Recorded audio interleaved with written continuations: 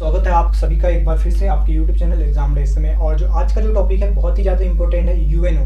आज हम पढ़ेंगे यूएनओ के बारे में और हम जानेंगे यूएनओ के मोस्ट इंपॉर्टेंट फैक्ट को, ठीक है, जो कि एग्जाम में ज़्यादातर क्वेश्चन पूछे गए हैं और उन्हीं फैक्ट को आज हम डिस्कस करेंगे जो कि प्रीवियस ईयर के जो एग्जामों में जो क्वेश्चन आए थे। ठीक है, अभी हाल ही में जो एमपी जो जेल प्रहरी का एग्जाम हुआ है वहाँ पे भी देखे गए हैं यूएनओ से क्वेश्चन। ठीक है, उन्हीं को अपन आज कवर करने का प्रयास करेंगे। और साथ ही साथ दोस्तों ये क्लास आपके लिए बहुत ज़्यादा इंपॉर्टेंट है। ये क्लास आपकी जो एमपी पुलिस की आगामी परीक्षा है उसमें बहुत ज़्यादा हेल्पफुल करेंगी। और जो अभी एनटीपीसी का एग्जाम चल रहा है रेलवे के अभ्यर्थियों का, तो वहाँ पे भी जो है दोस्तों यूएनओ से क्वेश्चन आते हैं। ठीक है, तो उन्हीं क्वेश्चनों को आज अपन डिस्कस करेंगे। और सबसे पहले बात करते हैं अपन यूएनओ की। ठीक, तो चलिए स्टार्ट करते हैं यूएनओ को। तो यूएनओ का अन्य नाम इसे क्या क्या बोलते हैं? संयुक्त राष्ट्र संघ भी बोला जाता है और इसे यूनाइटेड नेशन भी कहा जाता है, यूनाइटेड नेशन।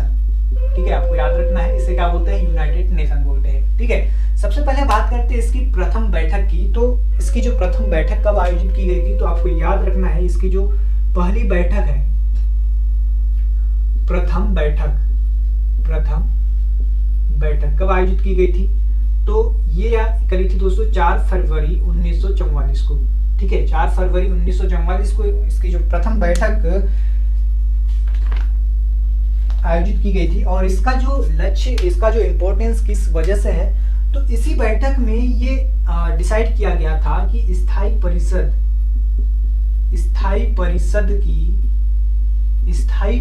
की मतदान प्रणाली, स्थायी परिषद के मतदान प्रणाली का जो ड्राफ्ट तैयार किया गया था इस बैठक में। और इसमें कौन कौन शामिल था, तो अमेरिका के राष्ट्रपति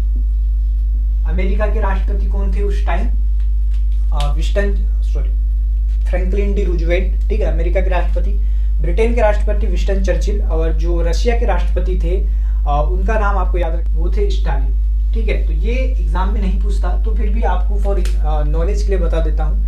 इन सभी की जो उपस्थिति में ये ड्राफ्ट तैयार किया गया था। और इसके बाद इसकी जो सेकंड बैठक आयोजित की जाती है। इसकी जो दूसरी बैठक है कब आयोजित की जाती है? ठीक है, तो इसकी जो दूसरी बैठक है दोस्तों वो आयोजित की जाती है कब? 21 अगस्त 1944 को। कहां पर? वाशिंगटन डीसी की डम्बार्टन भवन में, डम्बार्टन ऑक्स भवन, इसे बोलते हैं डम्बार्टन ऑक्स भवन। और इस बैठक में ये मोटिव रखा गया था, ये इसका जो उद्देश्य था यूनाइटेड नेशन का, वो क्या था? तो आप सभी को पता है यूनाइटेड नेशन जो इसकी स्थापना की गई थी ये सेकेंड वर्ल्ड वार के बाद की गई थी। ठीक है, 1944 तक जो सेकेंड वर्ल्ड वार चलता है। ठीक है, उसके बाद यूएनओ की स्थापना की जाती है। और इसका जो मोटिव रखा गया, इसका जो उद्देश्य रखा गया, वो क्या रखा गया कि जो भविष्य में फिर से जो वर्ल्ड वार जैसी घटनाएं मतलब न हो और पूरे के पूरे विश्व में शांति स्थापित की जाए। ठीक है, वो इसका मुख्य लक्ष्य रखा गया था। ठीक, चलो इसके बाद इसका जो गठन है संयुक्त राष्ट्र संघ का, वो कब हो जाता है? तो ये 7 अक्टूबर तक ये बैठक चलती है 1944 में। और इसके बाद 24 अक्टूबर 1945 को जो है संयुक्त राष्ट्र संघ अर्थात यूएनओ का गठन कर दिया जाता है। ठीक है, तो 1945 में जब इसका गठन हुआ था तो उस समय दोस्तों टोटल सदस्य देश कितने थे? तो यहाँ पर आपको याद रखना है इसमें कुल सदस्य थे वो कितने थे? 50 थे।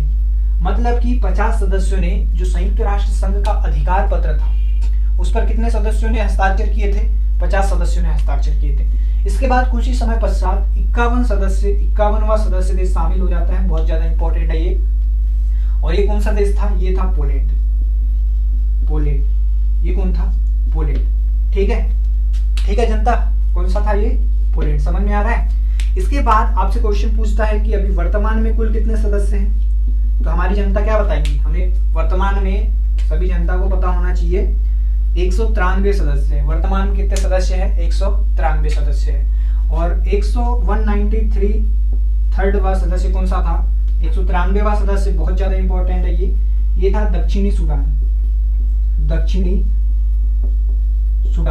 ठीक, ये इंपॉर्टेंट है। इसके बाद इसके बाद जो इम्पोर्टेंट थिंग है वो क्या है, इसके हेडक्वार्टर को लेकर। तो आपको याद रखना है दोस्तों, यूनाइटेड नेशन का जो हेडक्वार्टर कहाँ पर डिसाइड किया गया था, कहाँ पे था, तो ये न्यूयॉर्क में स्थित है। कहाँ पर स्थित है, न्यूयॉर्क में स्थित है। बहुत ज्यादा क्वेश्चन पूछता है यहाँ से, ठीक है, इसके हेडक्वार्टर से, ठीक है। तो इसका जो हेडक्वार्टर कहाँ पर है, न्यूयॉर्क में है, और न्यूयॉर्क में मैनहट्टन द्वीप पर। ये भी याद रखना है, कभी अगर डिफिकल्ट क्वेश्चन को बनाना रहा तो न्यूयॉर्क ना देकर सीधे सीधे आपको देगा मैनहट्टन द्वीप, मैनहट्टन द्वीप, ठीक। तो इसका हेडक्वार्टर कहाँ पर स्थित है, मैनहट्टन द्वीप पर, ठीक। इतनी चीज अगर आपको समझ में आ गई होगी तो अपन अब आगे बात करते हैं। और इसके बाद अपन बात करते हैं इसकी भाषा को लेकर, मतलब कि इसकी लैंग्वेज क्या रखी गई थी उस समय। तो दोस्तों आपको याद रखना है, जो यूनाइटेड नेशन था इसकी जो लैंग्वेज रखी गई थी, जो वर्किंग लैंग्वेज थी, मतलब कि सारा का सारा जो कामकाज है कौन सी लैंग्वेज में होगा, तो एक तो फ्रेंच और दूसरी जो लैंग्वेज थी इंग्लिश। फ्रेंच और इंग्लिश जो इसकी जो भाषा है यूनाइटेड नेशन की, इसे मान्यता प्रदान की गई थी फ्रेंच और इंग्लिश को। और इसके बाद अन्य लैंग्वेज कौन कौन सी थी, तो अन्य लैंग्वेज चाइनीज, चीनी, ठीक है, रशियन और स्पेनिश, इसकी अन्य लैंग्वेज रखी गई, ठीक। ये आपको याद रखना है। इसके बाद इस पर बात करते हैं दोस्तों इसके ध्वज को। ध्वज यहां से भी क्वेश्चन देखा गया है, बहुत ज्यादा पूछे हैं, ठीक है। तो एमपी पुलिस 2017 की वैकेंसी में भी ये क्वेश्चन आया था। अगर आप प्रीवियस ईयर की प्रैक्टिस करते हैं तो आपको पता होगा, अगर नहीं करते तो कोई बात ही नहीं है। तो इसका जो ध्वज है वो कैसा है, तो नीली पृष्ठभूमि पर श्वेत रंग से, नीली पृष्ठभूमि पर श्वेत रंग का जो प्रतीक है, का प्रतीक बना हुआ है। और इस प्रतीक में जैतून वृक्ष की दो शाखाएं खुली हुई, ऊपर खुली हुई है। और उसके बीच में क्या है, वर्ल्ड मैप है। उसके बीच में क्या है, वर्ल्ड मैप है। ये ऐसा का ऐसा ही आप याद रखेंगे, क्योंकि एग्जाम में ऑप्शन में आपको फिगर नहीं देगा, मतलब आपको सीधे सीधे ध्वज नहीं देगा, आपसे यही लिखा रहेगा जैतून वृक्ष की दो शाखा के बीच में विश्व मानचित्र, इस टाइप से। और भी भिन्न भिन्न प्रकार से आपको दे सकता है, ठीक है। तो इसका ध्वज को लेकर आपका जो कंफ्यूजन है वो क्लियर आई थिंक हो चुका होगा, ठीक है। इसके बाद जो बात करते हैं दोस्तों कि इसके अंग की, तो संयुक्त राष्ट्र संघ का जो इसकी जो अंग है, यूएनओ के महत्वपूर्ण अंग, जहां से क्वेश्चन अक्सर एग्जाम में पूछा है, ठीक है। तो इसके 5 अंग है। इसके कितने अंग है, 5 अंग है, ठीक है। वो कौन कौन से हैं, तो आपको याद रखना है। सबसे पहले महासभा, सेकंड है सुरक्षा परिषद,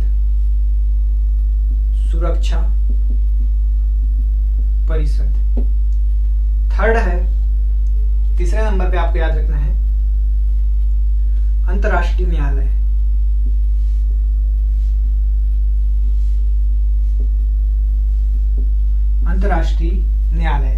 चौथा है प्रन्यास परिषद।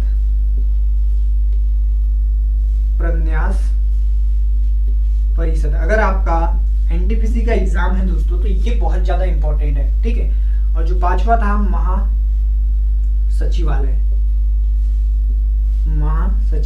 ठीक है, सचिवालय, ठीक। तो संयुक्त राष्ट्र संघ के 5 अंग होते हैं महत्वपूर्ण, जो आपको एग्जाम में पूछ सकता है कि बताइए संयुक्त राष्ट्र संघ के कितने अंग होते हैं। वो 5 होते हैं। और कौन कौन से होते हैं, तो महासभा, सुरक्षा परिषद, अंतर्राष्ट्रीय न्यायालय, प्रन्यास परिषद और दूसरा 5वां है सचिवालय, ठीक है। इसको थोड़ा थोड़ा डिस्क्राइब कर देते हैं जहां से क्वेश्चन आपसे पूछ सकता है। तो महासभा को एक उपनाम से आप जानते होंगे, इसे विश्व की लघु संसद बोला जाता है। इसे क्या बोलते हैं, विश्व की लघु संसद, ठीक। इसके बाद जो सुरक्षा परिषद है, इसे विश्व का पुलिसमैन कहा जाता है, विश्व का पुलिसमैन, ठीक है।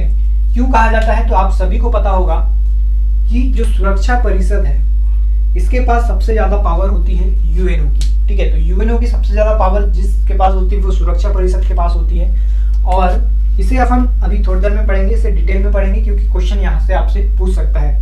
इसके बाद अंतर्राष्ट्रीय न्यायालय की बात करें तो इसका जो मुख्यालय है वो कहाँ पर स्थित है? The Hague. ये नीदरलैंड में पड़ता है,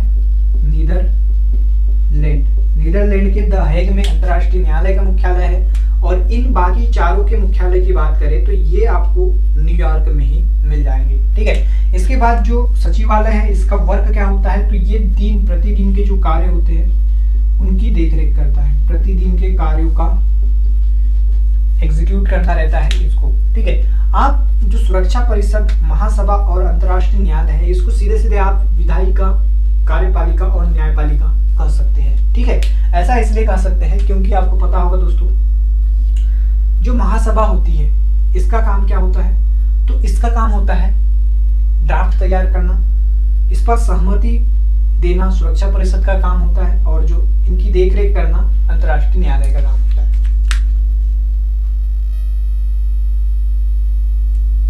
ठीक है, चलो इसके बाद अपन बात करते हैं सुरक्षा परिषद की।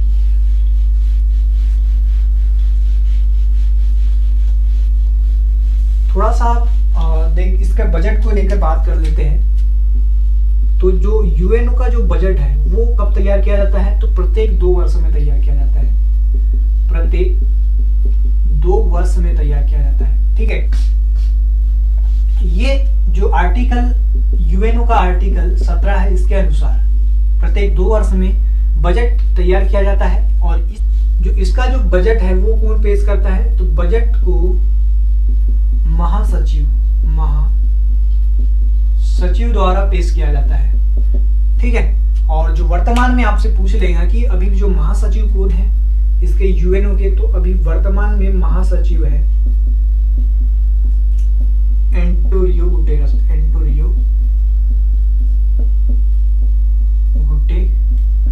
ठीक है, पुर्तगाल के निवासी है ये महाशय, पुर्तगाल के निवासी है। और उप महासचिव की बात करें, उप महासचिव ये कौन है? तो ये अमीना मोहम्मद कहाँ की है? नाइजीरिया की है। ठीक है, ठीक है जनता, समझ में आया? चलो इसके बाद अपन बात करते हैं अब किस चीज की? सुरक्षा परिषद की। तो आपको याद रखना है सुरक्षा परिषद में टोटल कुल सदस्य की बात करें अपन, कुल सदस्य कितने होते हैं?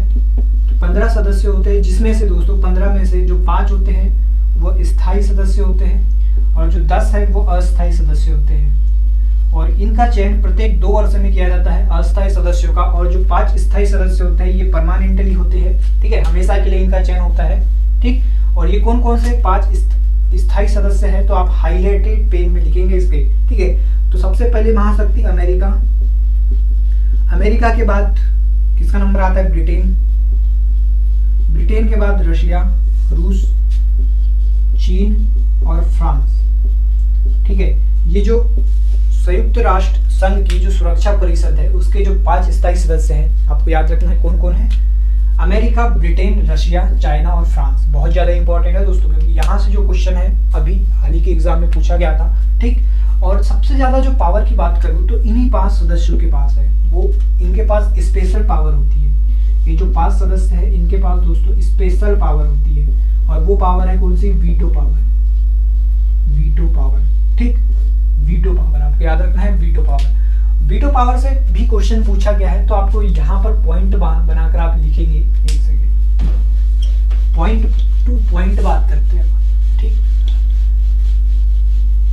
ठीक है, तो कौन कौन से है स्थायी सदस्य? अमेरिका,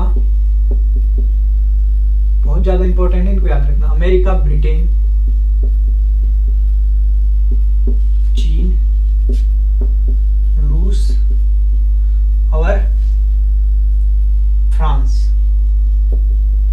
ठीक है, इनमें क्वेश्चन आता है कि सबसे पहले वीटो पावर का यूज किसने किया था? तो सबसे पहले वीटो पावर का यूज किया था अमेरिका ने 1971 में रेडोशिया के खिलाफ यूज किया गया था वीटो पावर का। किसने? अमेरिका ने।